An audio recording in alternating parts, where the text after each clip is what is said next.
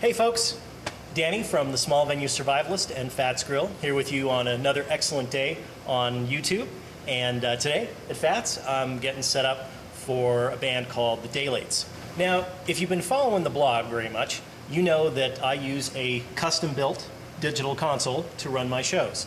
And one of the cool things, and also not so cool things about a custom-built console, is that you have to kind of create your own control surface. In this case, it means crafting a control surface in the computer. Now, because I use the software Reaper to run my console, there's a little bit of a danger that what I'm talking about in terms of getting it set up will be a little bit specific to Reaper. I'm definitely going to get into Reaper's specific advantages, but I'm also going to try to keep things general enough that they're applicable kind of across the board in case you decide you want to use a different software package. When you're building your own control surface, there aren't necessarily a whole lot of hard and fast rules. But no matter which software package you use, there are a couple of general pointers which are handy to keep in mind.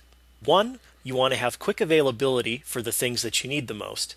And second, it needs to be really easy to read. Live sound is a real-time, high-intensity activity. And so, if you need to find something on the screen, you want it to be easy to locate. For my track icons, I'm using large, high-contrast pictures of numbers, which tell me which input corresponds to the track I'm using. The reason for these icons is that as you add channels to the console, you will sometimes get into a situation where the channel numbers, as assigned by the software, don't line up with the actual inputs on the I/O rack.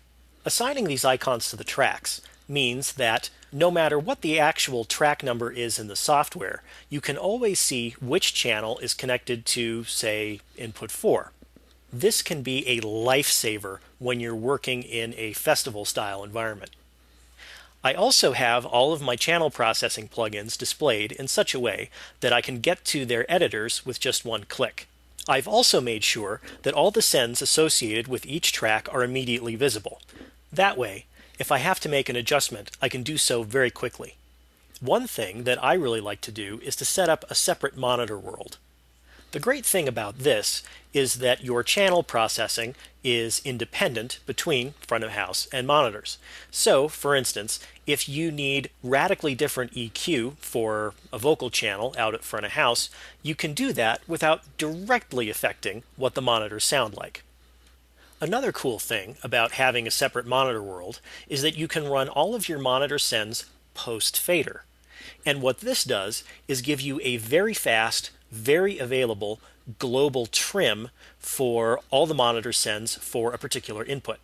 What's really great about software like Reaper is that you can apply different visual styles to different kinds of channels. For instance, the FOH channels look slightly different from the monitor channels, which also look slightly different from the talkback and playback channels, which also look slightly different from the output channels. This is a really helpful thing because, again, these visual cues help you find things in a hurry. In this same vein, if I end up putting an effects bus somewhere in the middle of the front of house console, it gets a different visual style.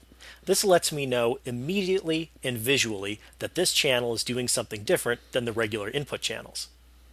While it might seem a little counterintuitive to put the effects bus right in the middle of the front of house console, what it lets me do is get to it, again, in a hurry. And so, if I need to mute the effects between each song, I don't have to go hunting around for the channel. It's right there, and I just press mute.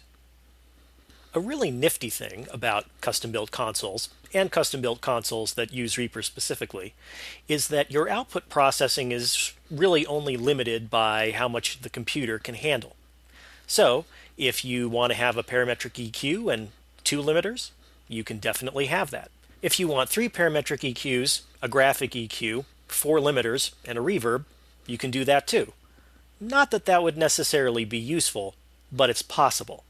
The point is that you're not restricted by the manufacturer's idea of what processing ought to be available on an output channel. You can define it for yourself.